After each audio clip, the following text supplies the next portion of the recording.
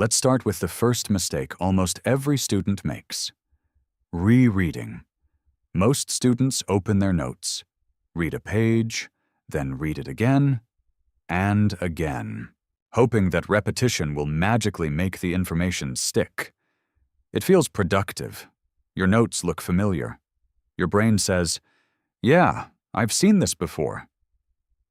But that's the problem. And again, familiarity is not the same as memory. Just because something looks familiar doesn't mean your brain can actually recall it during an exam. And this is exactly why many students feel confident while studying, but panic when they see the test paper. Close the book. Then ask yourself one simple question. What did I just learn? Now try to recall the ideas. Explain them. Write them down. Even if you only remember half of it, that moment of struggle is exactly when your brain starts building stronger memories. Because every time your brain searches for information, the neural connections become stronger. Which means next time, the information comes back faster and clearer. But here's the second mistake that slows students down even more: cramming the night before an exam. Students sit down, open their books, and study for 5 or 6 hours straight. Pages turn. Notes get highlighted. Coffee keeps flowing, and it feels like serious progress. But inside your brain, something very different is happening. After about 30 minutes of intense focus, your brain starts getting tired. And when the brain gets tired, it stops storing information efficiently. Instead of saving memories, but the next morning, your mind suddenly goes blank.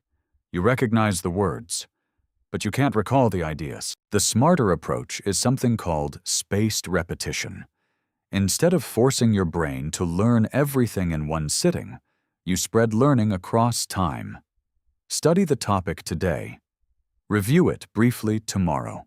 Then revisit it again a few days later. Each time your brain sees the information again, it recognizes it. And that small moment of recognition tells your brain, "This is important."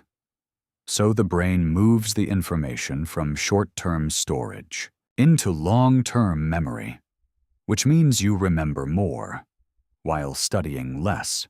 But the third technique might be the most powerful of all: teaching. Yes, teaching, because there's a simple rule about learning. If you can't explain something in simple words, you probably don't fully understand it yet.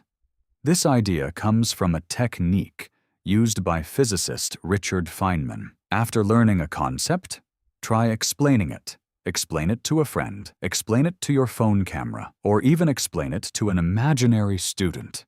Your brain starts organizing the knowledge. You notice the gaps, the confusing parts, the weak explanations, and that's when true learning happens. You go back, fix the weak parts, then explain it again. Each time you do this, the idea becomes clearer, simpler, and much easier to remember. So the next time you study, remember these 3 rules. Don't just read, recall. Don't cram everything in one night. Space it out. And don't just learn information. Teach it. Because when you combine these 3 methods, studying stops feeling slow and starts feeling so efficient, it almost feels illegal